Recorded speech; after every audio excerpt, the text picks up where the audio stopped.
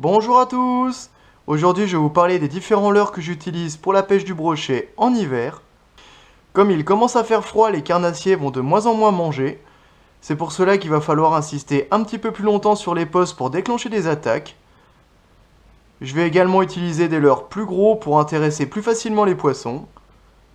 Pour rendre cette vidéo moins monotone, je vais vous passer des extraits des différentes prises que j'ai réalisées avec ces leurres.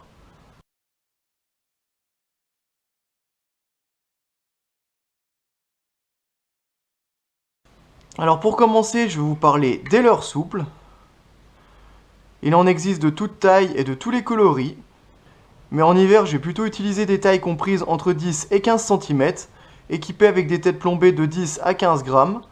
Je vais utiliser ces leurres sur le fond en les animant avec des petites saccades de bas vers le haut tout doucement. Ce sont des leurres qui conviendront bien pour attirer des poissons qui ne sont pas très actifs. En insistant assez longtemps sur le même poste, vous allez déclencher des attaques par agressivité.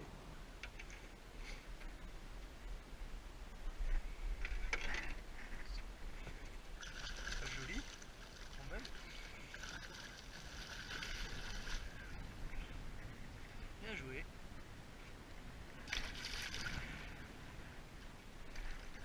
Bien, il est bien donné. Tiens, allez. Voilà. Joli brochet. Hop. Allez, retourne-y. Hop.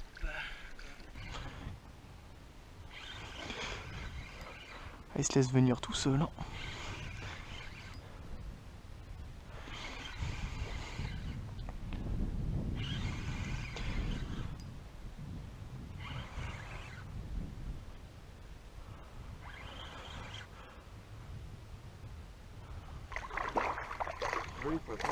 Ouais, il est bien gras.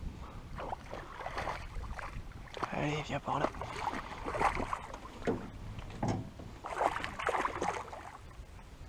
Avec la réduction en prime. Oh, il est joli, ouais. Au Sandra, 12 cm.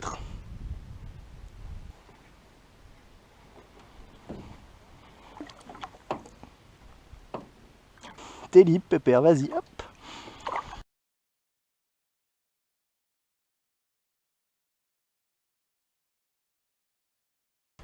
Ensuite, voilà un autre leurre que j'aime particulièrement utiliser en hiver, les grandes cuillères. Il en existe de marques, de poids et de tailles différentes. C'est un leurre à palette qui en tournant va émettre beaucoup de vibrations. Elle va ressembler à une grosse proie lente et facile à attraper pour les carnassiers, ce qui va déclencher plus facilement leur réflexe d'agressivité. C'est un leurre facile à utiliser, il suffit de le lancer et de le ramener en linéaire. Plus vous moulinerez rapidement, plus votre leurre restera près de la surface. Par contre, si vous le moulinez doucement, il aura tendance à descendre. C'est un leurre qui est déjà assez vieux mais qui marche toujours aussi bien, surtout en hiver quand le poisson va rechercher des proies plus grosses.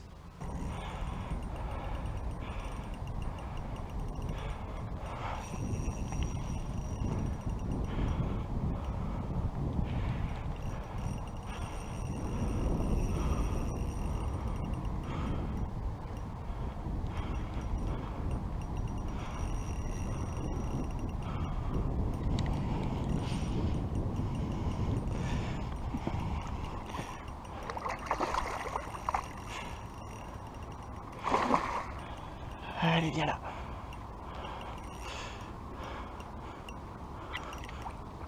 Ah, toujours pas. C'est très mal piqué.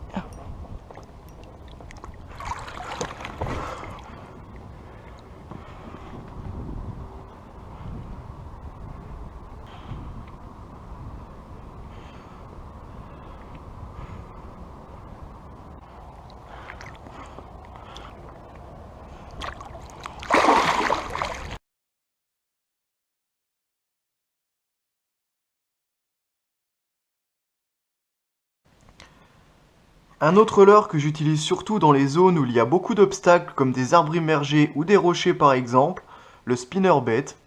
C'est un leurre qui va permettre de chercher les poissons carnassiers là où ils se trouvent, bien souvent cachés derrière les obstacles.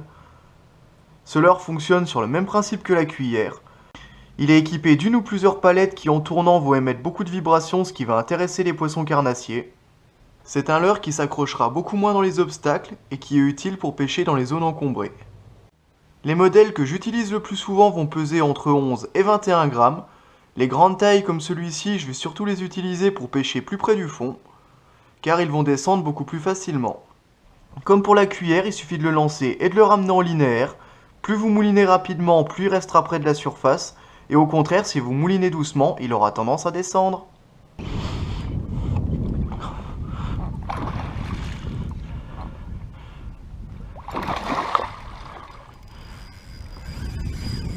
Ah la vache!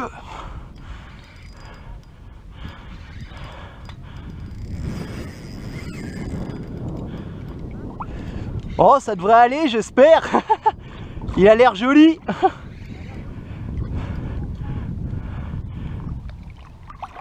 Allez, viens là.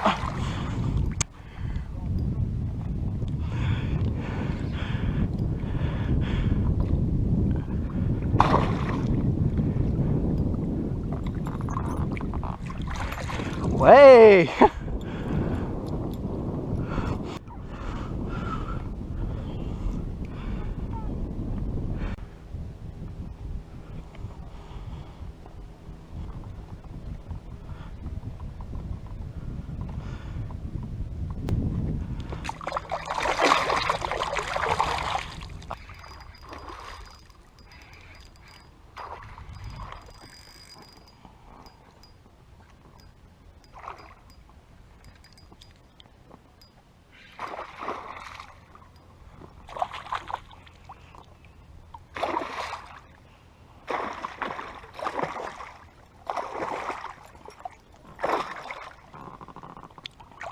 Ah, encore un joli poisson.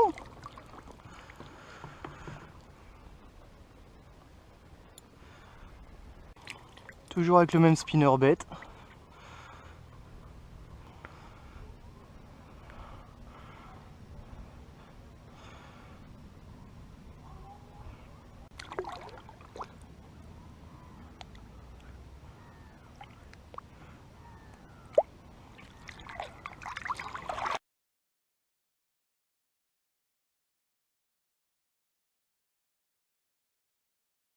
Et maintenant, le dernier type de leurre que j'utilise le plus souvent en hiver, les poissons nageurs.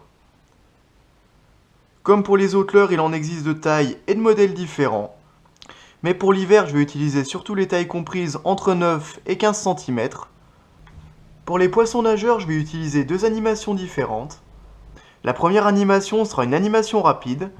Je vais ramener le leurre en moulinant assez rapidement et en donnant de petites saccades mais sans faire de pause, pour faire réagir tout de suite les poissons qui sont actifs. La deuxième animation sera une animation beaucoup plus lente. Je vais ramener le leurre tout doucement avec des petites saccades et des pauses beaucoup plus régulières, afin de faire réagir les poissons qui sont moins actifs. Pour ces leurres, je vais utiliser des coloris naturels comme le bleu et le gris par exemple. Là, il y a un client un peu plus sérieux. Il n'y a pas d'herbe ici. Hein. T'as vu ça? Après 3 heures de pêche, le premier client sérieux. Et c'est pour toi. Moi je vois bien un truc de 70 là sortir. Non, ça va aller. Oh, il est pas si énorme. Par contre, il est pas très bien piqué. Hein.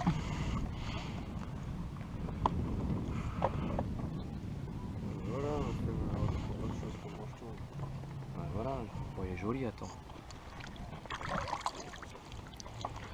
Ouais, joli poisson. On va le mesurer. 12. 72 cm. Un beau poisson. Il va sécher. Vas-y, prends mon vidéo.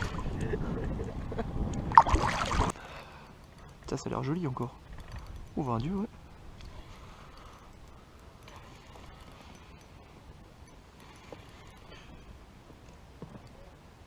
Putain, la vache. C'est qu'il est pris dans un herbier ou qu'il est joli? Oh, je pense qu'il est... Oh non, oh là là. Oh, c'est joli. Allez, il y a la pépère.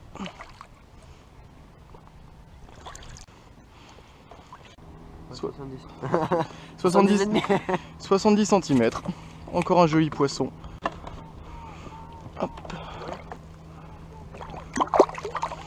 Je vous remercie beaucoup d'avoir suivi la vidéo. À bientôt. Au revoir.